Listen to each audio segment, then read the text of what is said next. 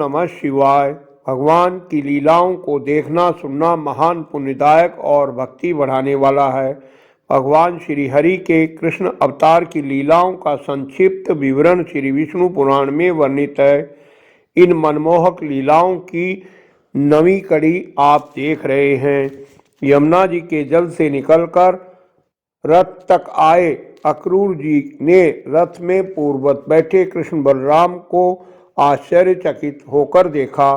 श्री कृष्ण ने कहा, आपने यमुना जल में कोई आश्चर्यजनक बात देखी है। आपके नेत्र आश्चर्यचकित हो रहे हैं। अक्रूर जी बोले, मैंने यमुना जल में जो आश्चर्य देखा उसे मैं इस समय अपने सामने मूर्तिमान देख रहा हूँ। हे कृष्ण, ये जगत जिसका स्वरूप है उन्हीं आश्चर्य स्वरूप आपसे मेरा समागम हुआ। चलो, हमें शीघ्र ही मथुरा पहुँचना है। मुझे कंस से बहुत भय लगता है। दूसरे के दिए अन्न पर जीने वाले के जीवन को धिक्कार है। मथुरा पहुंचकर अक्रूर जी ने कहा, वीरवरों, अब मैं अकेला ही रथ ले जाऊंगा। आप दोनों पैदल आइए। आप वसुदेव जी के घर न जाएं, क्योंकि आप ही के कारण उन वृद्ध वसुदेव का कंस सर्वदा निरादर करता है। श्री पाराशर बोले, ऐसा कहकर अक्रूर जी मथुरा जी में चले गए। उनके पीछे राम और कृष्ण पैदल ही राजमार्ग पर आए। रास्ते में उन्होंने वस्त्र रंगने वाले रजक को देखा।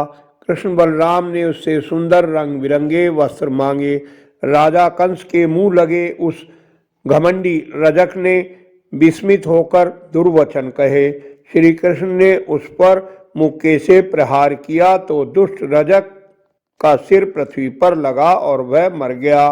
दोनों भाइयों ने नीले और पीले वस्त्र धारण कर माली के घर गए। उन अति सुंदर बालकों को देखकर देवतुल्य जानकर माली बहुत प्रसन्न हुआ। उसने पुनः पुनः प्रणाम कर उन्हें सुगंधित पुष्प भेंट किए। कृष्ण ने उन्हें अनेकों अनेक आशीर्वाद दिए और वहां से चल दिए। श्री पाराशर जी बोले, मार्ग में उन्होंने एक नव यौवना कुब्जा युवती को देखा जो अनुलेपन का पात्र लिए जा रही थी। तब श्री कृष्ण ने उससे विलास पूर्वक कहा, अई कमल नयने, तू सच सच बता, ये अनुलेपन किसके लिए लिए जा रही है। कुब्जा ने कहा, हे कांत, मैं अनेक वक्रा हूँ। मुझे राजा कंस ने अनुलेपन कार्य में नियुक्त किया है। राजा कंस को मेरे सिवा किसी के हाथ का पिसा अनुलेपन पसंद नहीं। मैं उनकी विशेष कृपा पात्री हूँ। श्री कृष्ण बोले, हे सुमुखी, हमारे योग्य कोई अनुलेपन हो तो दो। कुब्जा ने उन्हें सुंदर अनुलेपन दिए। तब श्री कृष्ण ने उनके पैर अपने पैरों से दबाकर उसकी ठोड़ी के नीचे 2 उंगलियां लगाकर उचकाकर हिलाया और उसका कुबड़ापन दूर कर दिया। तब वह संपूर्ण स्त्रियों में सुंदर हो गई। कृतज्ञता और प्रेम से भरी उसने कहा, मेरे घर चलिए।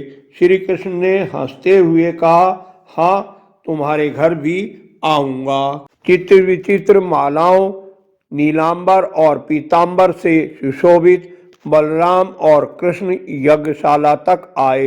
वहां पहुंचकर उन्होंने रक्षकों से यज्ञ के उद्देश्य स्वरूप धनुष के विषय में पूछा। उनके बतलाने पर श्री कृष्ण ने सहसा धनुष उठाकर प्रत्यंचा चढ़ा दी। बलपूर्वक प्रत्यंचा चढ़ाते समय वह धनुष टूट गया। उस समय इतना घोर शब्द हुआ कि संपूर्ण मथुरा नगरी गूंज उठी। धनुष टूट जाने पर उसके रक्षकों ने उन पर आक्रमण किया। उस रक्षक सेना का संहार कर वे दोनों बालक यज्ञशाला से बाहर आए। अक्रूर जी के आने और धनुष भंग का समाचार सुनकर कंस ने अपने बलशाली मल्ल चाणूर और मुष्टिक से कहा, ये दोनों गोप बालक आ गए हैं। वे मेरा प्राण हरण करने वाले हैं।